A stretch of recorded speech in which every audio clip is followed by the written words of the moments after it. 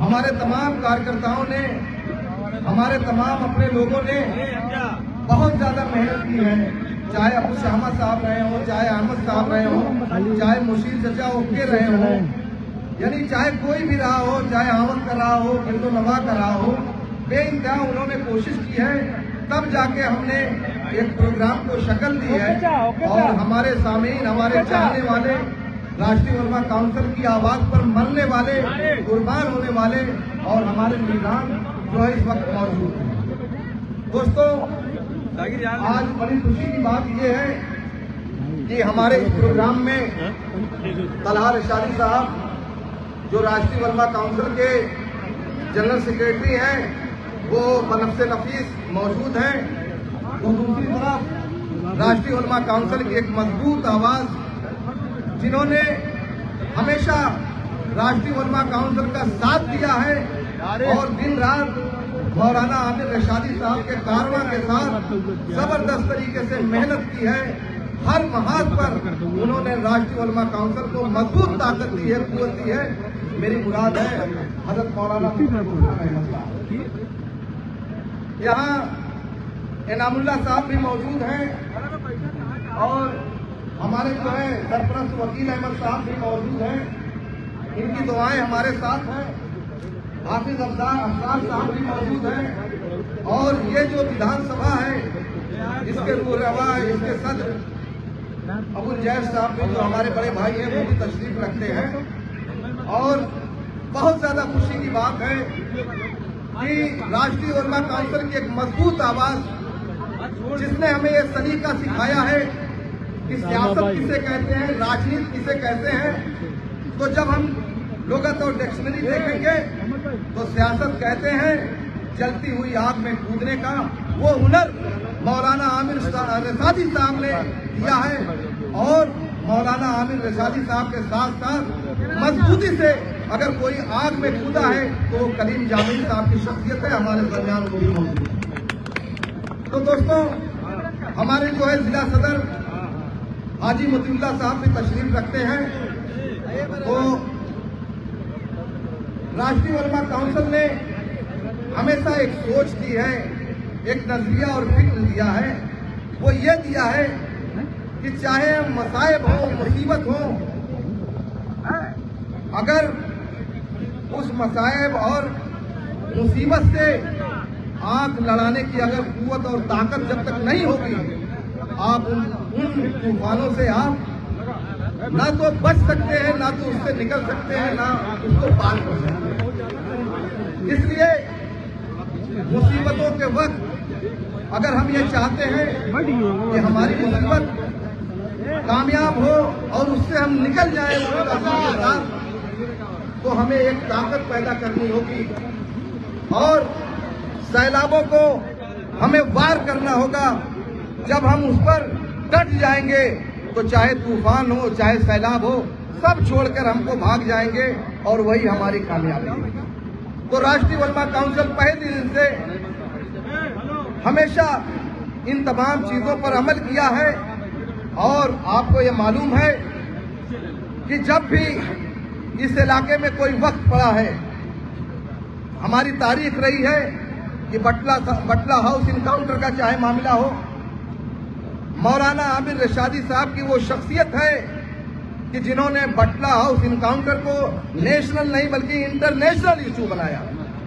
और आज मेरी बात हो रही थी, 2-3 लोग पार्टी के मौजूद थे, मुख्तलिफ पार्टियों के, तो तमाम लोगों ने इस बात का एतराफ किया कि हमारे बड़े कायदीन हैं जो पार्लियामेंट से बोलते हैं, कोई असेंबली से बोलता है, लेकिन आमिर रशादी साहब ने जो प्रैक्टिकल किया है आजमगढ़ की जनता को लेके, पूर्वांचल की जनता को लेके, उत्तर प्रदेश की जनता को लेके, मुल्क की पैमाने पर वो किसी के हिस्से में नहीं है।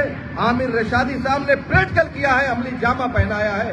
इस बात को सारे लोग मानते हैं और राष्ट्रीय उलमा काउंसिल का ये कहना है कि तूफानों से आंख मिलाओ, तूफानों से आंख मिलाओ, सैलाबों पर वार करो, मल्लाहों का चक्कर छोड़ो, तैर के दरिया पार करो।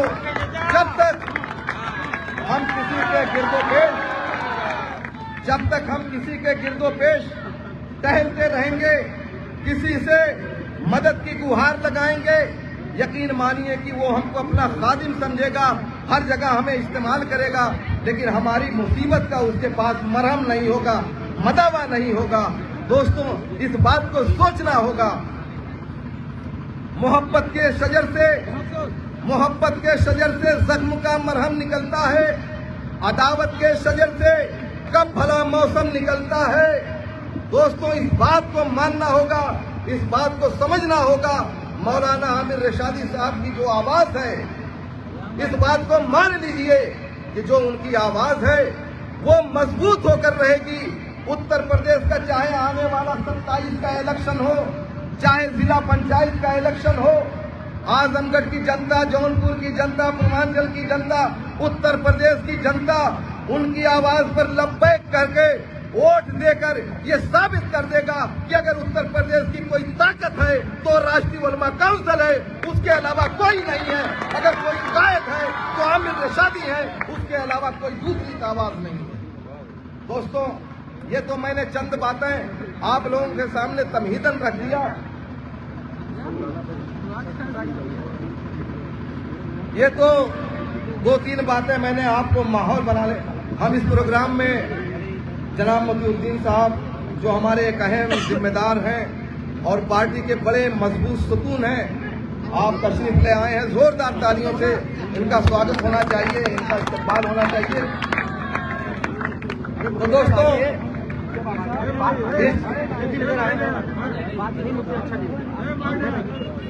इस जज्बे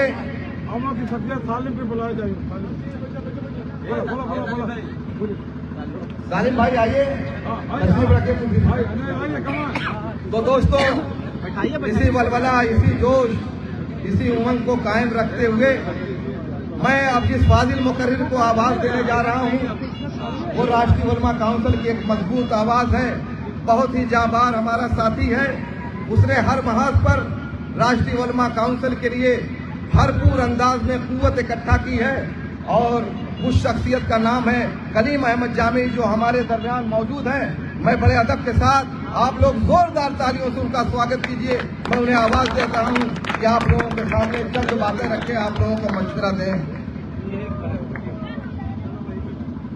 हमारे मुल्क का हर बच्चा बदल देगा।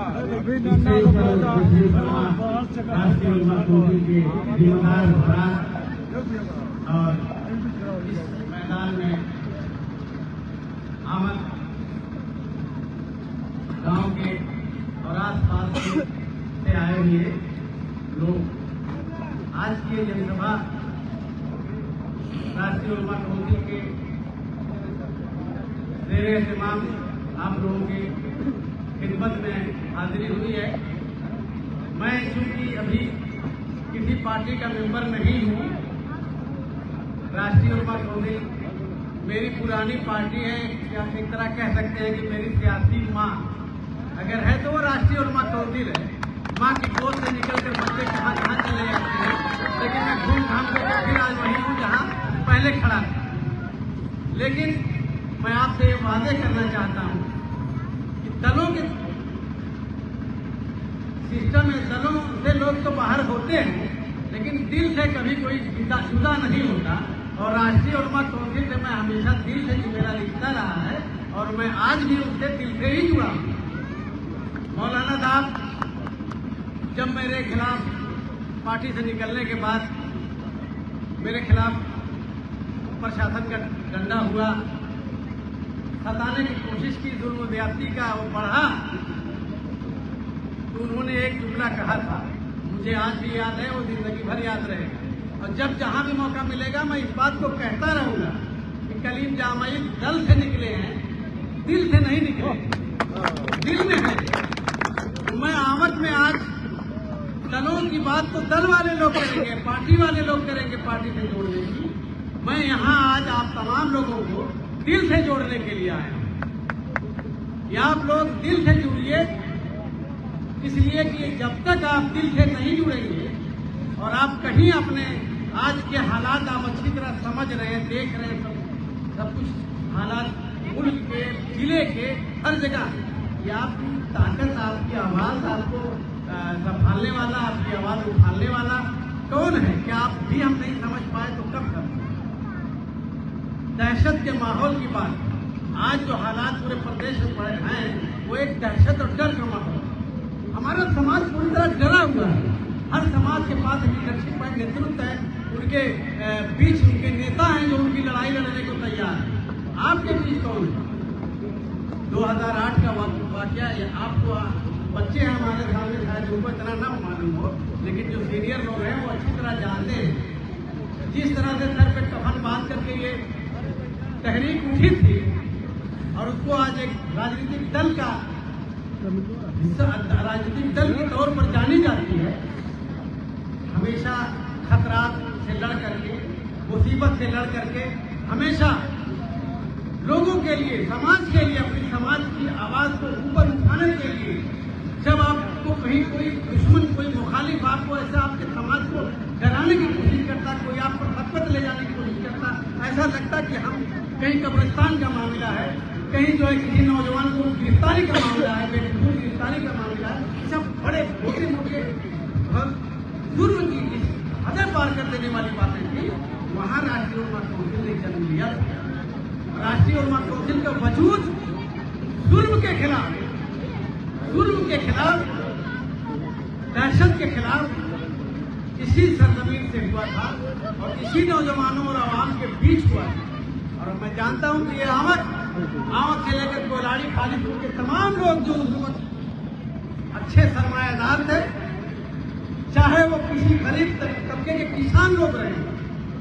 मैं जानता हूं, मैंने यहाँ पे डॉक्टर सभा उस वक्त कराई थी, मैं पहला जिले का अध्यक्ष था, राष्ट्रीय उलमा काउंसिल का पहला जिला अध्यक्ष में था। पूरे जिले के चप्पे चप्पे पर मैंने राष्ट्रीय उलमा काउंसिल के झंडे को लेकर के मैं दौड़ा हूँ। आज के जिला अध्यक्ष बैनर नहीं लगाते हुए चढ़ करके, लेकिन मैंने अपने मैदान में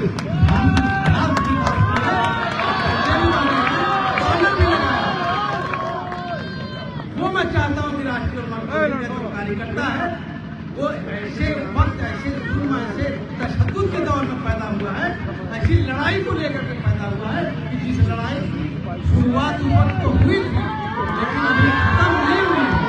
इस लड़ाई को आगे आपको बढ़ के लड़ना है और आपके समाज में आप आंखें उठा करके देख लीजिए, आपके सामने अगर कोई लड़ने वाली ताकत है तो ये वही नौजवान उभर करके उसी तरबियत है, जिस तरबियत में हम लोग आज लड़ने भिड़ने के तैयार रहते हैं और लड़ करके अपने अधिकार की लड़ाई लड़ने को, अपने वजूद को आज कायम किए हुए हैं।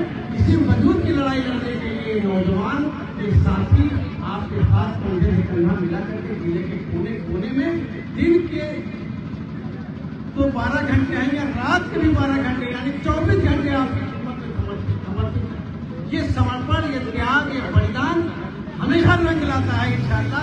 जो लड़ेगा वही जीतेगा। और आपको अगर जीना है तो मैं अपने समाज से बहुत साफ कहता हूँ कि जीना है तो लड़ना है, लड़ करके आप जीना पड़ेगा आपको। इसलिए मैं आपको ये दावत देता हूँ कि लड़ने के लिए आपको अपना बैनर चाहिए, अपना झंडा चाहिए, आपको अपनी ताकत चाहिए। हम लोग तो लड़ चुके, लड़ करके शहीद भी हो गए, लेकिन आगे अभी लड़ाई बाकी है। लड़ना आपको है। इस लड़ाई को मजबूती के साथ अपने मजबूत कंधों को इस्तेमाल करिए। और ये नौजवान साथी जो तलहा रशादी आपके सामने बैठे हुए हैं, तलहा रशादी की तरबियत, लड़ाई झगड़े, जो तशद्दुद हमारे समाज के साथ हो रहा था, हमारे नौजवानों के साथ हो रहा था, आपने देखा है आंखें खोल करके, उसमें पैदाइश की हुई है और इनको गिरफ्तार भी किया गया, इनको जेल में भी डाला गया, इनके साथ ज्यादतियां भी हुई। सारी चीज खेलने के बाद कहते हैं कि सोना जो है तब करना सुंदर होता है, वो अच्छी में तब करके यहाँ तक आए हैं। इसलिए अब सारे नौजवानों को मेरी अपील है कि आप अपने नौजवान साथी को के हाथों को मजबूत करिए। दलितों ने तो अपने दरमियान रावण को पैदा कर लिया, यादवों ने अपने दरमियान अखिलेश को पैदा कर लिया, राजभरों ने अपने दरमियान ओम प्रकाश को पैदा कर लिया, निषादों ने अपने दरमियान संजय निषाद को पैदा कर लिया। अरे इतनी बड़ी जमात जो कि छोटे छोटे 3%, 5%, 10% के लोग हैं, इतनी बड़ी तादाद में पकड़ने वाली गाँव की है, न अपने नेताओं पर विश्वास करने को तैयार है। तो ये विश्वास और एतमाद आपको करना पड़ेगा। सारी मुखालिफत, सारे वसाइल आपके दरमियान आपके दिमाग में सोच में जो भरे हुए हैं उनको निकाल कर फेंक दीजिए। लड़ने वाला कोई अगर आपको आपके समाज को न्याय दिलाने के लिए खड़ा होगा तो आपका भाई आपका ही सिपाही खड़ा होगा। ये मैं 15 साल 20 साल तब करके देख लिया है। मैंने समाजवादी में भी रह करके मैंने देखा है कि आपके जो अपनी हैसियत है, हैसियत से ऊपर कोई आपको पूछने वाला नहीं है। यहाँ तो आपको सर पर बैठाने के लोग तैयार है, यहाँ तो आपको मंच माला सब कुछ मिलने को तैयार है। आप निकल करके आइए, आप पढ़िए लिखिए, सारी चीज के साथ जो लड़ने की खलाहियत आपके अंदर पैदा होगी वो राष्ट्रीय और काउंसिल के अंदर ही पैदा होगी। आज जो हम यहाँ खड़े हैं आप चंद बात आपके सामने कह पा रहे हैं, चाहे वो शासन प्रशासन से लड़ने की जरूरत हो, चाहे किसी भी मामले में आपके साथ कंधे से कंधे मिलाकर चलना हो, ये राष्ट्रीय और काउंसिल में ही मिलेगा। किसी दल, किसी समाज, किसी पार्टी में आपको नहीं मिलेगा। आपके सामने जिला पंचायत इलेक्शन, जिला पंचायत इलेक्शन ये कोई सरकार बनाने का और बिगाड़ने का चुनाव नहीं, ये आपके अपने वजूद को साबित करने का चुनाव, आपके मोहल्ले और सड़क का चुनाव, आपकी बिजली और पानी का चुनाव। आप अपने मोहल्ले और अपनी सड़क और अपनी बिजली पानी की समस्याओं का समाधान चाहते हैं, आप अपने बच्चों के मुस्तकबिल को रोशन करना चाहते हैं, आप अपने स्कूल और कॉलेजों में अपने बच्चों को पहुंचाना चाहते हैं।